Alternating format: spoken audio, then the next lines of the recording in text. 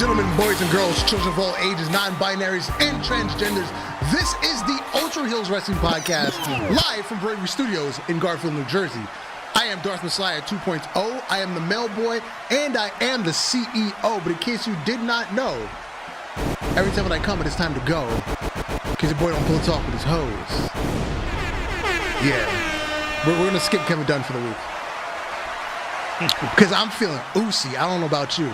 I'm feeling Ucey. Are you feeling very Ucey? Are you feeling very Ucey? And on the phone, as always, the OG, the triple OG of the Ultra Heelz. It's your boy Alex the motherfucking here, aka the Stan Lee of podcasting, and also known as the man to feed a girl in quick lacrosse faith. I have a run to lacrosse faith, and you can find that on MySpace. And on the boards, they call him J Kid. Oh, you already know it's your boy J Kid, the franchise on the ones and twos, bringing you that volume up Ultra Heel Wrestling news. There you go. There you go. Yo, for real. We got some new sounds too. Yeah. Actually, turn me up too. I can't hear myself. Oh yeah. Oh, yeah. My bad, bro. My bad. There you go. Hello. Yeah, there were.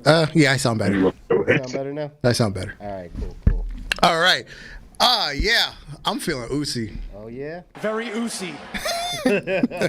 I'll pull out the Glock. Oh. Yes, I pull out the Glock when I'm feeling Ucey. Yes. Tougher than a $2 steak. Yeah, let's just hit them all at once. Yo. We might as well. Jesus. Yeah, so Halloween was yesterday for anybody that cares. Happy Halloween. Yeah. Of course.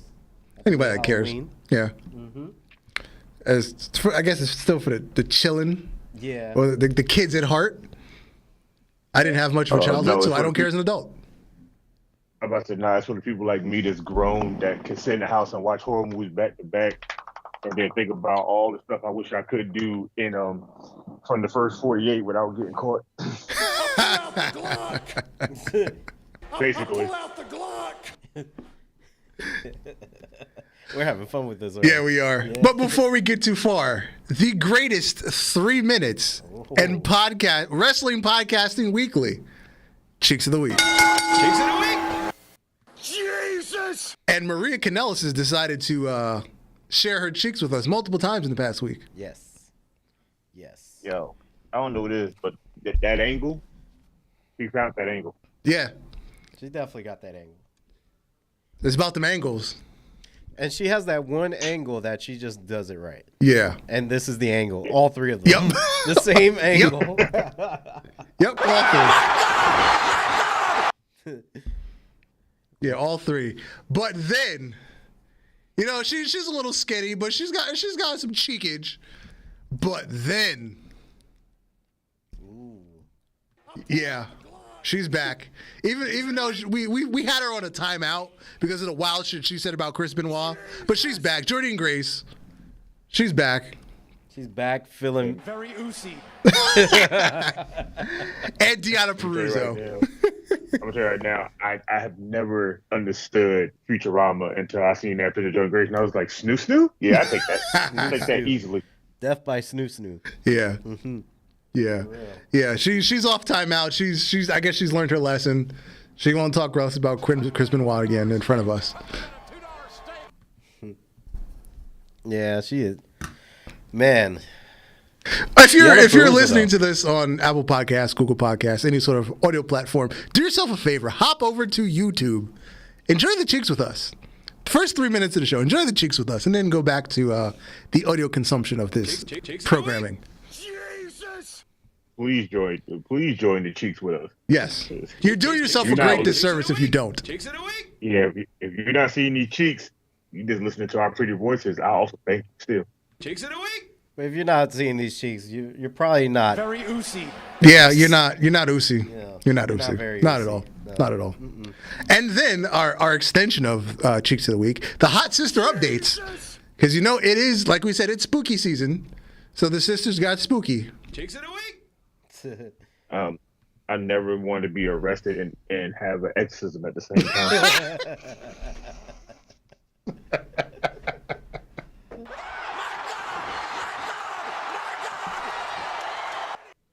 Yeah, basically, yeah. You have it.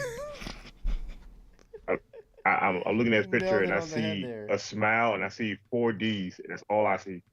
I see 2 D's and 2 F's. Speak. I see 4 D's. I can give them 1 F. You guys are feeling very Ucey today. Very Ucey. Very Ucey. And we're gonna move our Uciness. Very Ucey. We're gonna move our Uciness over to Ultra Fantasy Booking. Yeah, let's go. Oh, wait. Last week was Dragon Force. It was the unauthorized pay-per-view, the biggest pay-per-view yet. Ooh. Yet. Yes. Which things could get bigger. That's what she said. I pull out the Glock. That's what I said. That's what I said. We kicked the night off. Wow, this voting. We kicked the night off with the vacant IWGP Intercontinental Championship between Keith Lee and Wardlow by 1 vote. Oh Wardlow is your new Intercontinental IWGP champion by 1 vote. my. 1 vote. Now that's a crazy. match. That's a match. That's a crazy match. Next match. Oh, he's been losing. We have, for the vacant ECW Television Championship, a fatal 4-way between Sheamus, Tommaso Ciampa, Jay Lethal, and Wheeler Yuta. He's been coming up short for the world title, but he's now a champion, Tommaso Ciampa. Nice. After several losses for the world title, he's now a television champion. You know why he won? I pull out The Glock! Surprisingly, Jay Lethal only got 3 votes. Only 3, huh? Only 3. Tommaso Ciampa won with 21. Sheamus got 19. And Wheeler Yuta got 9. So somehow more people like Wheeler Yuta than Jay Lethal, and I don't understand that. Oh, wow. I pull out the feel Glock. I feel like, no offense, racist. Continue. Continue. Yes. Next, Deonna Purrazzo comes out for her match. But before her opponent would come out, I've been dominating this promotion for a long time now. I slipped up once, but that bossy chick couldn't handle the pressure, and she walked out. So since then, I've beaten everyone there is. I'm issuing an open challenge for all time going forward. Step up if you ain't scared to get stepped on.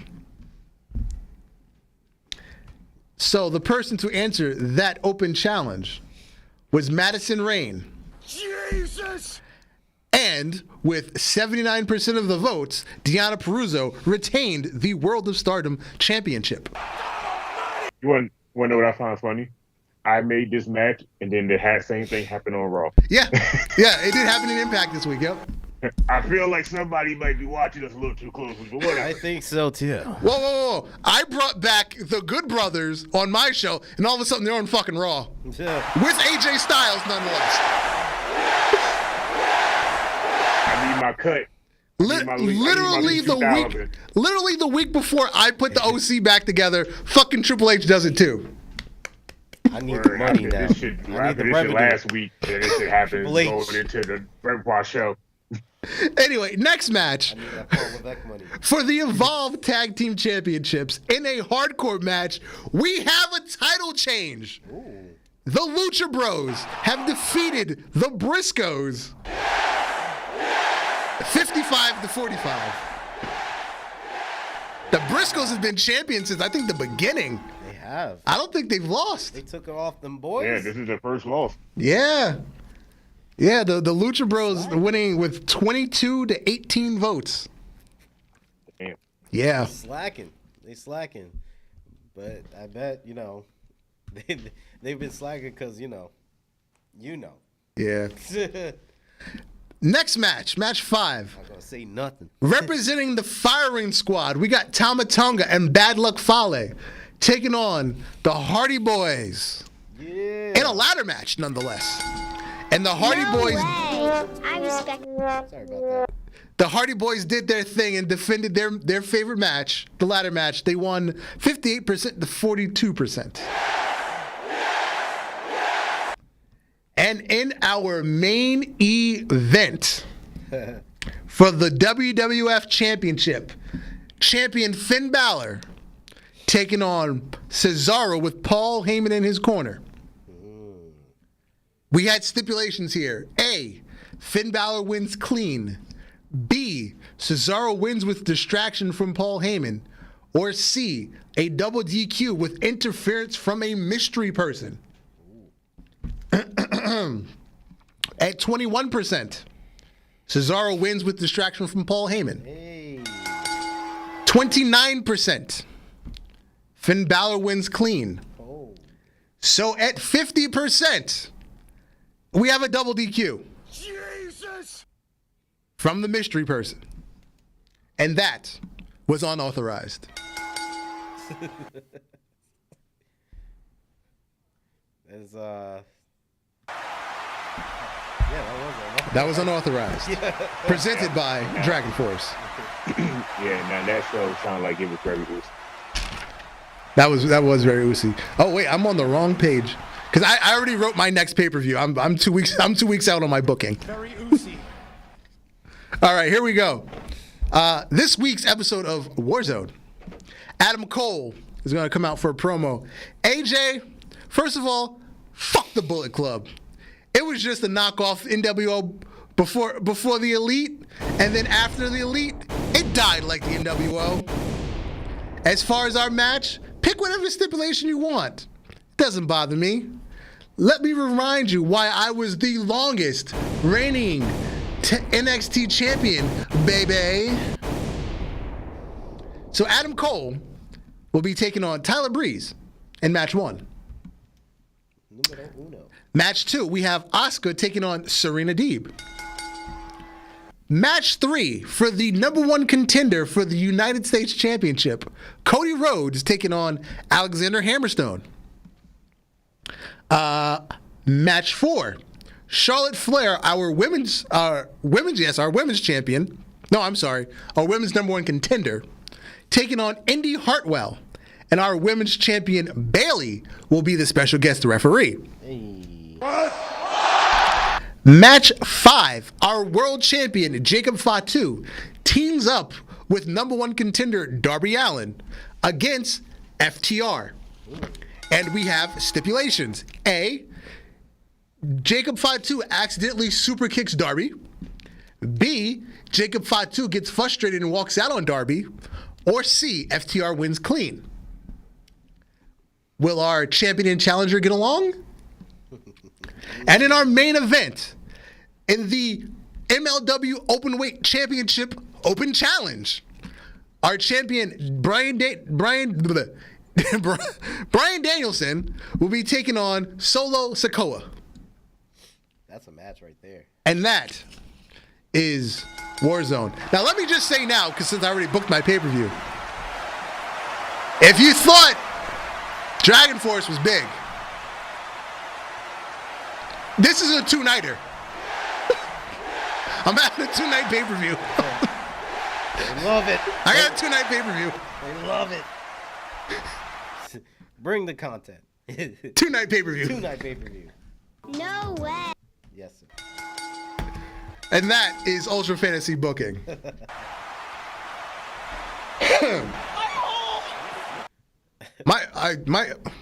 Yeah. almost said it too. I wonder if her hole is always Ucey.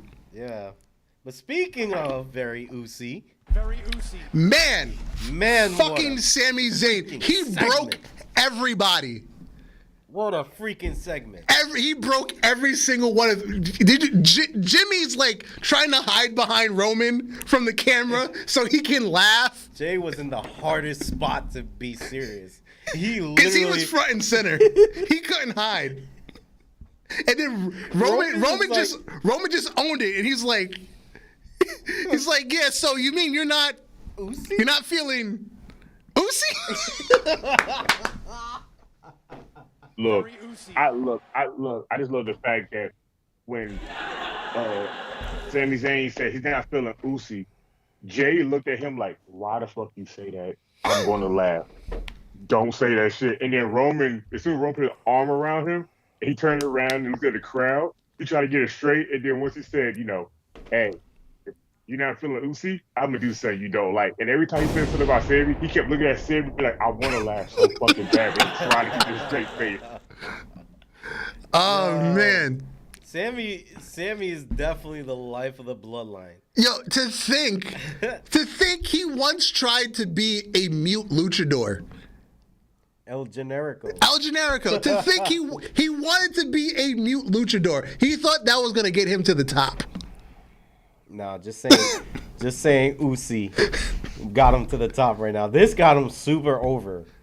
Like I'm gonna tell you right now, him being a luchador did get him somewhat over, because if he wasn't a luchador, I don't think he'd have made it to NXT. Nah, I don't think so. Nah, if he had kept like just the general idea of El Generico, he probably would have filled it out a long time ago.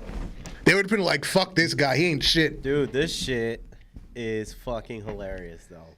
You want? Bro, this whole segment was comic gold. Like, it was great. I'm listening to people. I'm listening to people I talk to don't even watch wrestling.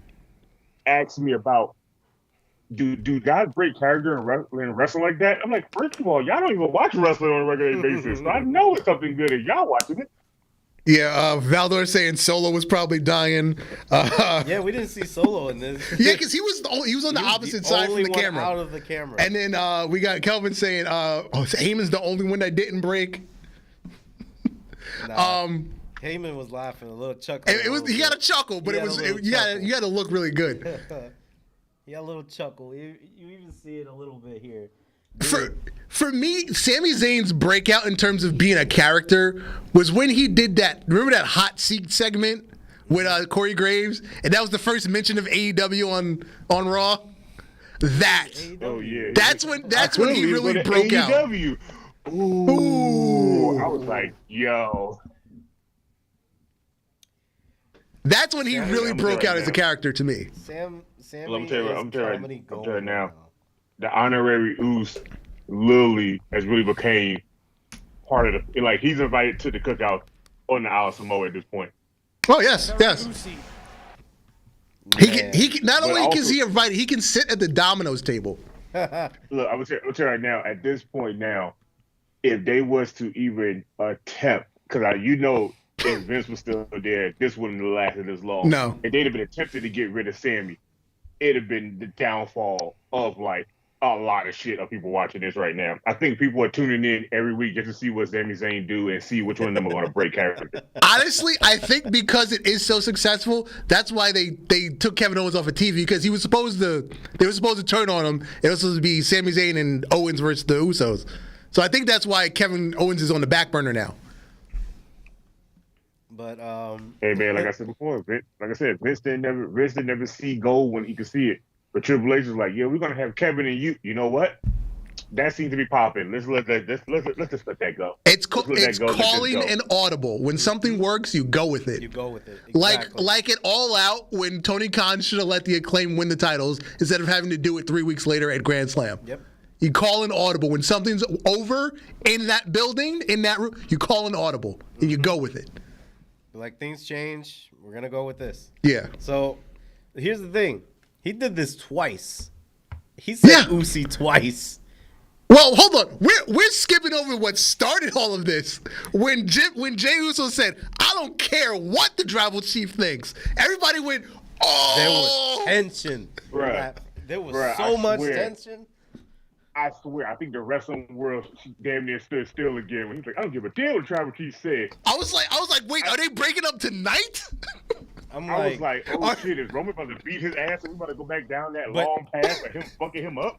But that's the best part. It was captivating. It was like, oh shit, it's like when you talk shit to your dad and he's like the biggest dude. Yeah. And he looked back at you like, what you say? Yeah, that first time you talked shit to your dad because you were pissed and it just slipped, and then you like, oh damn, I said that. Mm-hmm. Right. Right. It was such a smooth segment to the point that Sami Zayn had to step in and take ownership. He didn't mean that, Roman. Right? He didn't mean that. He was like, no, I didn't mean that. And I was like, that's the first time they agreed on the same level at that point. He wasn't very.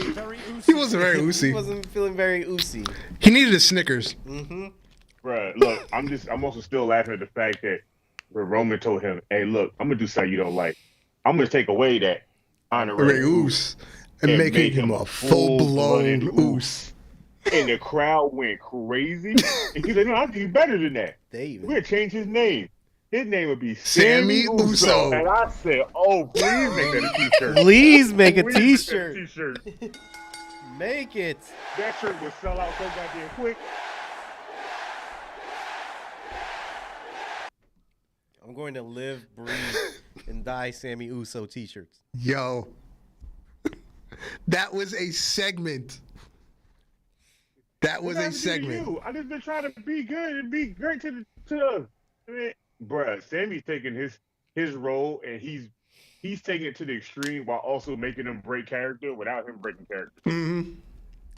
Sammy, that's when you know you got somebody that's good. Sami Zayn's gonna be our R2 in about 40 years from now. Sami Zayn's gonna come out and just do random shit. And it's just gonna make the crowd laugh after that going forward. Kelvin brought up the two memes that I saw. He said he needed some Ucey juice or some Ucey fruit. Very Ucey. Yo, I saw those and I screamed. I was like, bro, the internet don't take no time. I swear to God, they're faster than me. They don't. I saw that. Oh, remember the Waffle House thing? Oh yes. That was on the same night too, I think. Yeah, it was like the WWE.com exclusive, like because it was after the show. So they did the interview, and Sam was like, "Yeah, we're gonna go to Waffle House. We're gonna chill out." And then Jay was literally like, happy. Yeah, Jay he was like, "Wait, Waffle House? Somebody said Waffle House?" But that's why Jay be getting all them DUIs, because he be going to Waffle House at 2 a.m. So word. Damn. Going to Waffle House, getting his sampler, and like, you know what? Go ahead and give me some of that liquor behind there too, real quick. Damn, son, where'd you find this? Shit. On the DUI. But yeah, I don't know, man.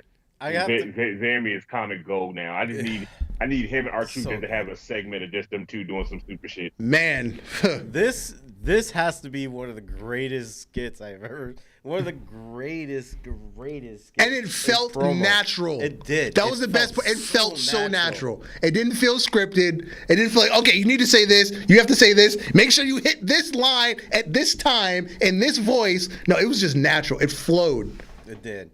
And especially once everybody broke character and Roman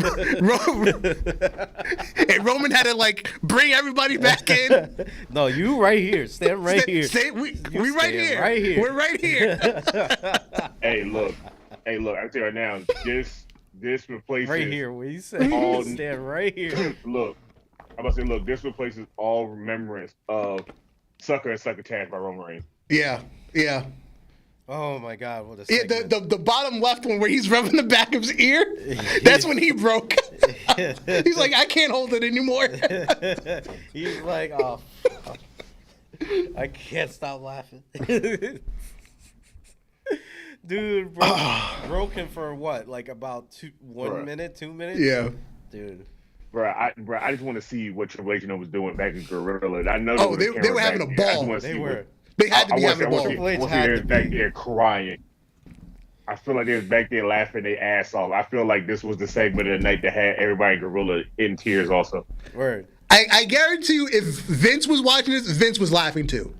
It was that good. Vince have to laugh on this one. This one was really... He had to laugh if he was watching this. This is one of the best segments I ever seen. Yeah, we had a great opening, and then we had a great finish with Uncle Howdy. Couple Easter eggs in Uncle Howdy. Yes, it is. He has the earring that Bo Dallas was wearing at the end of his run. And he also somewhat resembles their uncle. Why am I blanking on his name all of a sudden?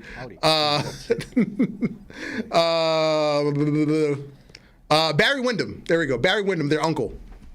Yeah, and what makes it more funny to me is when I Former watched Horseman. it again. I'm about to say, look, when I watched it again on my big TV, I realized he had the same color contact lens like Malachi Black. Yes, somebody also said And it I kind was of looks like like, Malachi Black. Yep, I saw that. I saw that too. Damn, I was like, I don't know. That was Rotunda, his brother, or they just had somebody random in the back speaking for him. But I enjoyed the little end segment because I still don't know where they're going with this. Just like we haven't known anything that Bray Wyatt's been doing and what he's been going with any of this stuff. But I'm here for the ride at this point. Yeah. I'm here with it, man. I'm here Because for it. the way they're going right now, you could get like 5-6 months out of just fucking promos and Bray Wyatt never having a match. That is true. That's what Undertaker. Because right now he's mentally fighting his demons, which are all his former personalities, and I'm here for that. I'm here for it. Like, he should have been doing this before fucking Vince would let him go. By the time he had the Fiend, he already was 3 characters in at this point. Four characters. 4. I'm about to say You gotta count Husky Harris. Yeah. He was already at Mick Foley status of like identity already crisis, and Vince just like, you know Massive what? identity crisis. Nah, too. let's not do that. Massive identity crisis too. Shit. But yeah, I'm very excited to see where this goes. Apparently Uncle Howdy's the one that keeps cutting off his promos because you notice his promos never finish. I can't wait to see what this is gonna be. Yeah. Also on SmackDown, kind of a bittersweet return. Emma came back to lose to Ronda. Hey man, look, I don't expect her to come back and win ever. I wouldn't expect her to ever come back. Period. Let me So ask. for her to come back, I'm cool with. Apparently, it was exactly 5 years to the day she got released. Let me ask you. When would there a Emma return that has been a squash match for the person fighting Emma? That was basically her entire career in WWE. Yes, exactly. like I said, not even in the Triple H era would save her. But that was if you know. But that was the thing. And when NXT, she wasn't a joke in NXT. She was allowed to actually wrestle and do shit. Exactly, but now she's literally a jobber. Now, let me point out that she left WWE with this gimmick, went to Impact, used the same gimmick, and she's back with the same gimmick. She's been the same gimmick for her whole career, except for when they tried to do fucking Emelina shit, which they canceled that for 2 weeks because it was just Maurice, which was just Eva Marie, which was just the third version of Carmella, which was just Lana, which was just Liv Morgan when she tried to come back as a pretty chick. How many times are you going to recycle that gimmick? Hey man, as long as Vince know they pretty and he can get something out of them besides some ass, he gonna keep using it. Remember, Vince is not in this anymore, so I know, but you know we still gotta give her a little time. But you know he still got a woman roster she can fight and win some kind of matches. But coming back to go against Ronda, I didn't expect her to win. Yeah. At all. Yeah, of course. Yeah, of course she wasn't going to win the match. It's kind of, it's nice to see her back. It was like, oh, really? You brought her back to just feed her to the dominant champion. And it wasn't a great return either. Everybody was very stale on her return because they know. I'm not gonna lie. Look, I'm not gonna lie. The same thing like when Bobby Lashley first came back. Remember, it wasn't a real big thing of a surprise for him to come back, and it really wasn't a big thing when he came back that everybody was like, "Oh yeah, Bobby's back." It was like, "Oh shit, Bobby's back." Yeah. Okay. And then he went through that long period of just bad booking until now we got him the way he is now. The transsexual sisters. Yeah, that one of the sisters are part of the Acclaim, the Sesame Daddy, and the marrying Lana, or fucking Lana. I don't think they got married. Yeah, wasn't fucking Lana. Yeah, he wasn't married. He was just tapping that, like anybody else would. That shows how. Or most people have. Yeah. Still got my ticket, waiting for my number to be called. Yeah, true. So one of our favorite people on Twitter, Ryback. Oh man. He's out there this week. Oh wait, that's not it. Oh, was that we're supposed to be next? Cause yeah, that was next. Okay, we'll go to that since I didn't have it in my set. Ava Raine. Ava Raine, the AKA Simone Johnson, the daughter of Dwayne Johnson, The Rock. This debut makes me want to watch Rocky Maivia again. Yes. If that was bad, I'd rather that.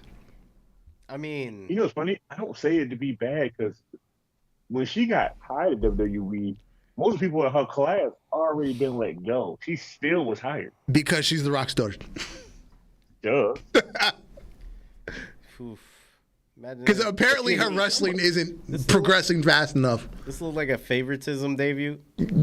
Almost. Hey, man. Look, I will take this favoritism debut than over Dominic being on the main roster.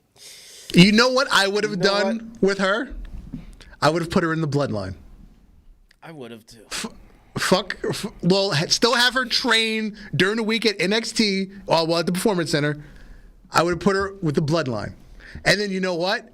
If we get the Rock Roman match, you have her turn on her dad and stay with Roman. You have her be the reason Roman wins. And The Rock is talking jazz about being the head of the table. That's what I would have done, but that's just me. Maybe it will progress there. I don't know. I mean, yeah, you still have time to bring her up and or be on her own. Yeah. You have the Rock Roman match. She turns on her dad, and Roman wins. True that. You still have time for that, but I'm just not a fan of schism or whatever Joe Gacy is doing. I just figured this faction out today or that week. I'm not watching NXT, but I know about schism and Joe Gacy. First of all, remember Joe Gacy ruined baby Brock Lesnar, Parker Bordeaux. Oh yeah, because remember they shaved his head. They shaved his beard. They put him in a jumpsuit. And apparently while he was in that jumpsuit, he stopped working out because when he showed up on AEW, he looks like Walter did when Walter was Walter and before he became Gunther. Yeah. You went from baby Brock Lesnar to the average 80s wrestler. I'm surprised Gunther's name didn't get changed back. Yeah. Hey man, look, it's not Schism's fault. It's not Triple H's fault. It's the man that took it away from Triple H and his vision's fault. This is Vince's fault. Yeah. This was Vince's fault. Vince don't want another Brock Lesnar when he has a Brock Lesnar. Well, you've got to replace the stars. That's what they're failing. That's what Vince was failing to see. Bruh. You have to replace the stars. Bruh, if that was true, then we would never have Goldberg keep getting called back. Edge come back every so often. Vince would never let him go, bro. Vince would never let a horse that's dying die, unless you dying for him to make him some money. Yep. He's not going to replace somebody that literally is still walking this planet. I tell you right now, if he never screwed Brett, just imagine Brett would still be there doing shit right now to this day. Mm-hmm. I mean, Brett still comes back for checks, but he ain't there full time. Look, I'm about to say, look, man, Brett's married to a black woman. You think he ain't about this money? Fuck out of here. Kelvin said, "What if Tamina joins the bloodline?" I thought that was Tamina should have been part of the goddamn bloodline. Yeah. But, the Rock bought her a house. So what the fuck does she need to worry about? Well, he bought a house for her and her 3 kids. I know. Wish I could be a father of one of them. Anyway, nah. What you should have did was just bring Nia back and stop playing these games. Oh yeah, I don't think she wants to wrestle. I think she's done. She don't have to wrestle. Yeah. She do not have to wrestle because she can literally just be there. Because eventually down the line, that this whole faction of the bloodline is going to cross paths with Judgment, and they need a woman to just step up to Rhea Ripley. And Nia not wrestling, just stepping up would have just been a powerhouse next to her. Right. You know what I was thinking about the other day? Mm-hmm. If we get Rock Roman. You know what they have to do? They have to bring in every fucking Samoan in wrestling. You got to bring in Rikishi. You've got Alpha and Sika have to show up that day.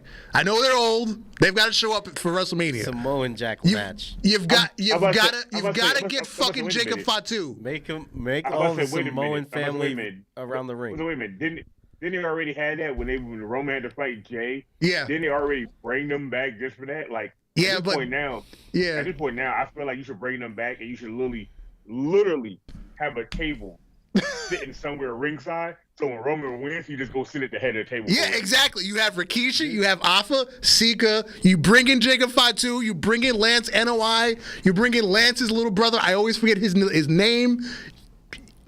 Any Samoan that's available that doesn't work for AEW has to be at WrestleMania. And they have to be at a lumberjack style. Yeah, Like Bret Hart and Vince McMahon when they bring all the Hart family out. Oh yeah. That was what the Calgary Stampede in your house, right? Yeah. You need to have the whole family line the ring. You know it's gonna be about like 100 motherfuckers. That's like a house party. Big motherfuckers. That's like a house party in Samoa. Yeah. Now, but what I was going to jump into, Ryback is on the Twitters being nasty. Yeah, he is. Being nasty. Being that nasty. He said those titties should be tag team champions. Now, what happened this week? She's tag team champion. Tag team champions. I'm not mad at it. I am not mad at that. Well. Fucking Ryback. What a prediction. Not a spoiler. Not a spoiler. But then Ryback decided to be Ryback, and one of the reasons we hate him, he says, "What do you want me to do with my career? We want you to retire, you dumbass. Stop talking about wrestling. Just talk shit, and we're with you." Yeah. Word. I don't want him wrestling. I'm enjoying his Twitter more and more. You're a modern day Iron Sheik. Just talk shit on Twitter, and we're good. Yeah. Stop talking about wrestling. Please stop talking about wrestling. Ryback and Iron Sheik needs to go back and forth on the argument. At least. Oh my God, at least bro! I don't think my battery have enough life in this. If that ever happens, we got to make a segment called Ryback versus Sheik. Yeah. Ryback versus Sheik tweets. Yeah. I feel like that should happen. Please make them argue with each other about something. Yeah. I think that would be good. Yeah. Also this week, at the Wakanda Forever. Oh, I'm sorry. Yeah, because I forgot the two things I added. Crown Jewel is in question. There are quote unquote threats from Iran. You know, there's always things going on in the Middle East. There are threats from Iran on other countries in that area. So, yeah. Well, are we going to go through Plane Ride from Hell 3, where they're just stuck out there again? One of the reasons the Good Brothers left the first time, and now they're suddenly back in WWE and shipped off to Saudi Arabia again. What if they went? This is a dumb idea, but what if they went over there? They shielded everything, and everybody is not there. They're just the digital audience, just like we had in the pandemic. Thunderdome. The Thunderdome. Have a Thunderdome in Saudi Arabia. Freaking pandemic Thunderdome and shit. Man, that would be funny. I think the Crown Prince is like Vince. The show must go on. Of course, it must. I believe he's of that mentality. The show must go on. I must have Randy Savage perform in one of these Crown Jewels. Yeah, back when this shit first started, he wanted Randy Savage, he wanted Macho, the Ultimate Warrior, and I think he asked for who's the other dead person he asked for? Yokozuna or something? Yeah, I think it was Yoko. Yokozuna. Yeah, he asked for like 3 dead people. It's like they're clearly shut off from the rest of the world. Yep. Also in their graves, but yeah, oh man. No, I mean the country of Saudi Arabia clearly shut off from the rest of the world. Yeah, there's a lot of political nonsense going on in the Middle East right now, and suddenly they're in danger again. Shit. Like the first time they went to Saudi Arabia, which was right after that reporter got killed. I remember that one. That was still strange that they still went right after the reporter got killed. I'd have been like, as soon as the plane landed, we turned this bitch right back around. Because if you notice, when the second show came around, I'm not going. Daniel Bryan, I'm not going. Kevin Owens, I'm not going. Sami Zayn's not allowed to go. Aleister Black was not allowed to go. Vince was probably like, yo, people get shot in the streets all the time. Might as well go over there for one person. Yeah. Yes, Sami Zayn's not allowed to go because he's Syrian, and Malachi Black was not allowed to go because one of his tattoos represent women's rights, so he's not allowed to go. And you know, if Sami Zayn can't go, they took the best part of the show. Yeah. They literally took the best part of the show off. Yeah. Yeah, so that's gonna suck. That it's just gonna be the rest of the blood, or maybe they'll just use Heyman this week since they can't have Sammy, so it's not so obvious. Just dress up as El Generico and just say that you're American. Yeah. Oh no, you got just a bit. No, you got just a bit Jericho. You know what you do? You just have Sami Zayn reestablish like he did when Solo went to do the bump. That's right. He was like, "I'm good, my dog." I'm good, my dog. I just want to accommodate everything, to see if Solo's okay. I'm good, dog. I'm good, dog. Good. All right. Wakanda Forever premiere featuring The New Day, Sasha Banks, Trinity Fatu, and Jimmy Uso. Hey. Hey. Wakanda Forever. Wakanda Forever. And then they took another picture because they have an album coming out. Yo. Yeah, mixtape coming soon. My neck hurt. Coming soon. Big E featuring everybody. As soon as I saw that segment, I was like, yeah, mixtape cover. This looked like a mixtape cover, honestly. Why it looks like five? Why it looks like five MCs or something just going in, just about to do a cipher? No offense, I just needed Naomi to look at what you call and be like, so where's Sammy at? Yo, I thought you were bringing Sammy. The honorary Uce. And then Sheamus got married this week. Hey. And he had Drew McIntyre, Cesaro, and Rusev of all people. Wow. That. Hey man, don't they all live down the street from Miro. each other? Don't they all live down the street from each other, like legit? Yeah, they all live in Nashville, Tennessee. Yes. Hey. Which is weird. Why did all these Europeans move to Nashville when they came to? I guess they all got trained in Nashville. Because they all pre-exist the FCW and NXT. It's crazy because you got two WWE guys and two AEW guys now. Well, they've all worked for WWE. They all worked in one group. Man, but that's awesome. It's awesome. Sheamus finally wins. Very Ucey. Yes. He was feeling very Ucey that night. Very Ucey. He was very Ucey that night. Definitely. I saw some other pictures. People like I think Bobby Lashley was there. Obviously Lana was there. Dolph Ziggler was there. Who else did I see in the pictures?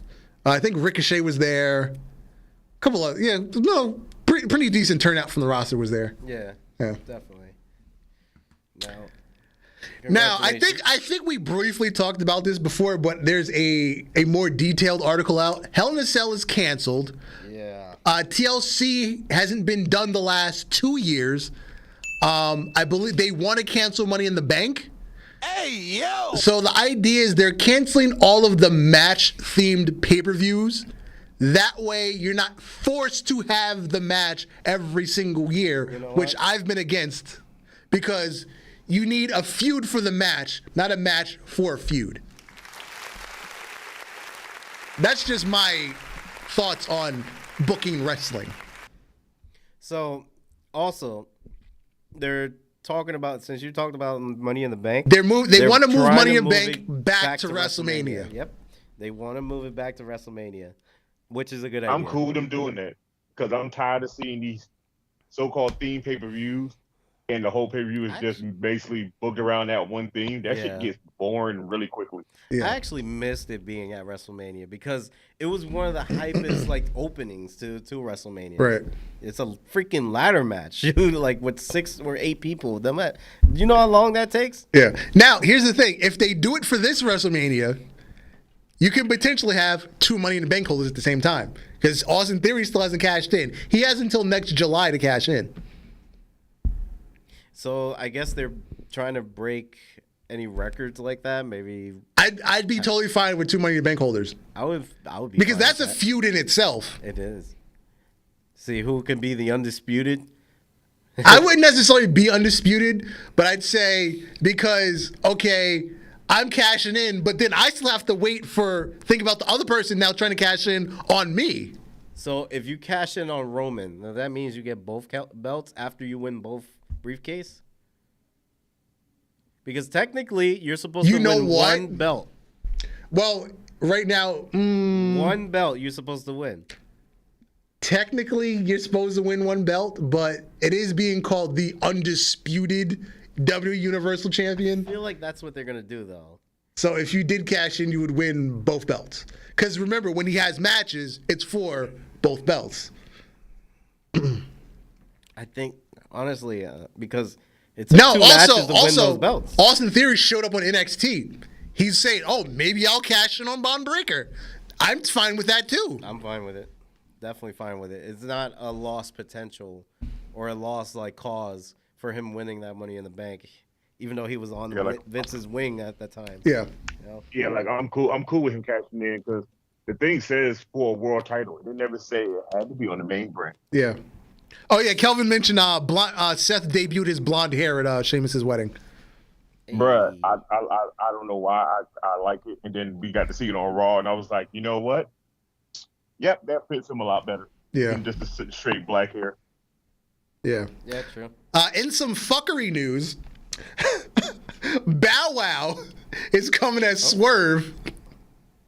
Go back one. Yeah, Bow Wow's coming as Swerve. Well, I think Swerve made the challenge. He said, "Hey, AEW." He called out Bow Wow to come to AEW. Will Bow Wow answer the call? So Bow Wow says, "Where do I sign?" And then Bow Wow went on to tweet, "After my first win, I just want to take you out at Jade Cargill." And she replied, "You can't afford me, Bow. Thanks, but no thanks." Bruh, just alone to see that tweet from her to Bow Wow made me happy. However, they went on for several tweets, and she was like, "Yeah, I used to listen to you when I was little. I'm a fan, yada, yada, yada." They obviously, they were working, but yeah. It was a good comeback on Jade Cargill's part. It was. And Bow Wow suddenly looks like a 40-year-old uncle Yeah. that's been drinking too much malt liquor and eating too many ribs. He got fat in the face. He's gray. Somebody told him that like Mike was like over 20 years ago. like Mike was definitely over 20 years ago, right? 30? Yeah, I would say so, yeah. Because he did that movie when he was like 13. Yeah. And he's older than me, so he's got to be like 36, 37. Somebody got to stop telling him that he's young. That's all. Oh man. Yeah. He's looking like a whole 40 years old. Mm-hmm. He's fat in the face. He's going gray. Yeah. The whole. He's got when people say black don't crack, it don't apply to him because he's got wrinkles in his face. Damn. Yeah. I bet you wish he was like Mike. Fuck them kids. Word. Now the shit that's going on with the Elite and CM Punk and Cody Rhodes popped his head up on Twitter, and he decided to put out a personal statement about, "I have no ill feelings towards the Bucks or anyone in AEW after I left." He personally didn't have an issue with Punk when he was there. It's just he felt like it was time for a change in his career. He accomplished what he wanted to accomplish in AEW. That was pretty much it. Yeah. Yeah. So, I mean, shit. Business is business. Yeah. That's in the end of the day. But we now have, on Dynamite, we had the first visual appearance of the Elite since the incident at All Out. They had a Thanos-like graphic. They were there, and then they disappeared. Yo, they just instantly disappeared. They got that. Yo, that's so funny. Bro, what makes it funny for me is I didn't see this on their YouTube or the Instagram. I was on TikTok randomly scrolling, and it don't show the full thing, but it would just show them disappearing. I was like, what the fuck is this? Did they just Thanos have these niggas all to face AEW? Because that would be dope and funny at the same time. Yeah, because I was kind of confused. I'm like, does that mean they're going away forever, or is this just their, what you know of us no longer exists. We're something else now. Is that how they're trying to go? Maybe. I'm hoping that's where they're trying to go. Because if not, then you just go ahead and just stop talking about them and just move on. That's true. And then I saw an article that all the people that CM Punk has apparently influenced in wrestling, Big E, Dustin Rhodes, Ricky Starks, Powerhouse Hobbs, all had great things to say about CM Punk and how they have helped their career. Bruh, you know what's funny? You know what's funny? You know what this reminds me of? This reminds me of half the WWE and half the wrestlers now that talk about Chris Benoit, how half of them said that if it wasn't for him, they wouldn't be in wrestling, and the other half say, fuck him. Right. Now, they also, apparently in the past week, Chris Jericho went and told CM Punk he is a cancer in the locker room. And you know what's funny? I'm not mad at it because I can't say he's not wrong. Look at every place he's been at, and then look how cancerous he's been right towards him leaving for getting the money that he needs. I don't think it was about him being a cancer in the locker room. I think the elite was jealous of the attention that he was getting, and because they have more political pull, they turned the story against him. That's how I see it. And then CM Punk just simply retaliated. Yeah, because you know CM Punk, if shit happens, he just don't give a rat shit. He talk his shit and he moves on. But when he got literally like hands on somebody, it had to be something that led up to him leading to hands on somebody. Because that's true. There's a lot of other people in wrestling that he could have put his hands on way before this.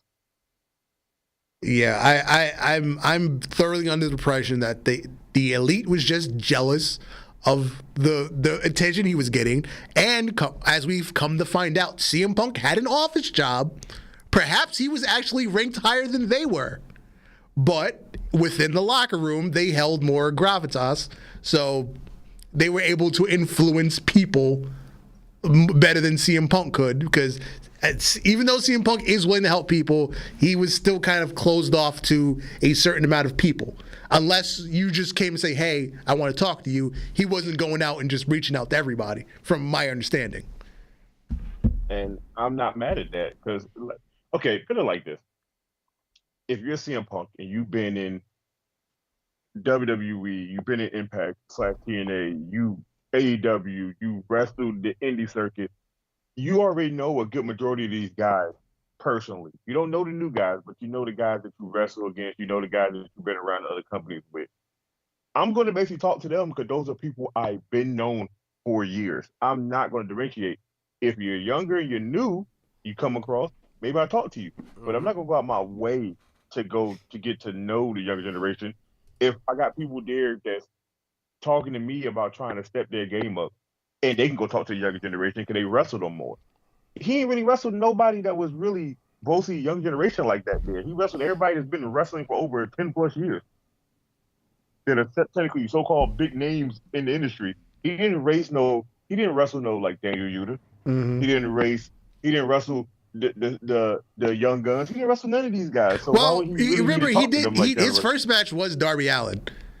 He had a match against Hobbs. He had a match against Ricky Starks. Again, the people that complimented him. He did a thing with MJF. That was his biggest feud, was MJF. Not that MJF needed CM Punk, but it just solidified who MJF can be in this business. Yeah, I feel like CM Punk is like how Undertaker is. You know, Undertaker wasn't WWE. He didn't step out of his way to go meet the younger talent. But if he saw something in you, he approached you. Yeah. MJF like one of them guys, once you make the scene and you see what he is, I need to go work with him because I see something in him that's going to be the future. The other guys, you might not have seen none in them, half the motherfuckers. Right. Yeah. Which all happen to be friends of the Young Bucks and Kenny Omega. Yeah, exactly. and you know how Young Bucks are, especially Kenny Omega, because look at the women division before and then look at them now. Notice all of a sudden Riho's back on TV, Hikaru Shida's back on TV. That means they're coming back because they're talking to Tony again. Because remember when Kenny Omega was out with his injury, you didn't see Riho. Hikaru Shida had maybe like 3 matches in like that 6-month period. But his girls are back all of a sudden. All of a sudden, his girls are back. In whatever fashion you want to say those are his girls. But they're back. They're back. Definitely back. His girls are all right. He one step close from being Vince McMahon himself. On a positive note in AEW, it's the Daddy Ass Birthday Bash. Scissor me, Daddy Ass. Scissor me, Daddy. So if this is anything like the championship celebration, it's just going to be a complete train wreck, but the good kind of train wreck. Yes. It's going to be a lot of scissoring going on. Yeah. Mm-hmm. And one little last bit of something I came across on Al Gore's internet. It's a clip from a TV guide in North Carolina in 1985. God damn, it's a lot of goddamn wrestling. Jesus. This was a Saturday in 1985 Wow. in a North Carolina TV guide. Saturday, you say? You could watch. Jesus. There were what is that, like 9 different wrestling shows you can watch in one day. Holy and crap. people saying wrestling's booming now. No, it is not. It was booming then. Because you had different types of wrestling over here. Championship wrestling. Worldwide wrestling. Yep. WWF. World Championship Wrestling. Worldwide Wrestling. World Championship Wrestling 2 more times at 605 and 635. Mid-Atlantic Wrestling. Yep. World Championship Wrestling again. AWA. AWH. Bruh, that shit look crazy. I would need like 5 TVs. Remember, in the 80s, you had 1 TV in the house and no VCR. You had to be there. Yeah. And you had to play with the antenna a little bit. Yep. You had to play with the antenna. The remote didn't work. You had to get up and change the knob. I'm not doing all that. You got to tap the side of the TV just to see if it won't like static in it. Yeah. Shit. Yeah, you've got wrestling. I think I see like 5 different promotions because Championship Wrestling, that's WCW, so it's on there like 3 different times. Yeah. You've got AWA, you've got Mid-Atlantic, you've got WWF. Worldwide is WCCW from Texas. Uh-huh. And I believe, and in Championship Wrestling, I believe is Florida. Oh damn.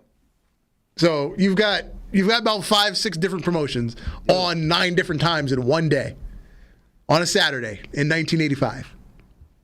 Bruh, can you imagine this kind of wrestling happening now? Can you imagine it like Raw, AEW, Impact, fucking House of Glory, Ring of Honor was still around, and like AAA Wrestling all had an event that was all happening on the same day. Bro, you'd be like, man, look, I need you to just watch this one channel. I'm gonna watch the other one, and we're just gonna talk about shit. I can't watch them all.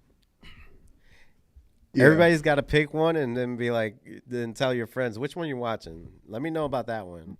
Just let me know. This whole schedule right here looks like Marvel 10 years of cinematic universe. This looks like Phase 5 and 6. But yeah, the good old wrestling. Wrestling. Love it. Good old wrestling. Before we go, there's one more thing. What's I don't think y'all might have called it. But when they had the tag team women's match on Raw, did you see how Alexa Bliss and Io Sky would hit each other with full force like how Nia and Charlotte did? Oh, I missed that. I did. It was in the corner when Io Sky and Alexa Bliss started fighting. Alexa Bliss was on the ground. When Io Sky picked her up, Alexa Bliss gave her a back elbow and a full right swing. And Io Sky started hitting it. And then you hear the commentator go, man, I don't know what's happening.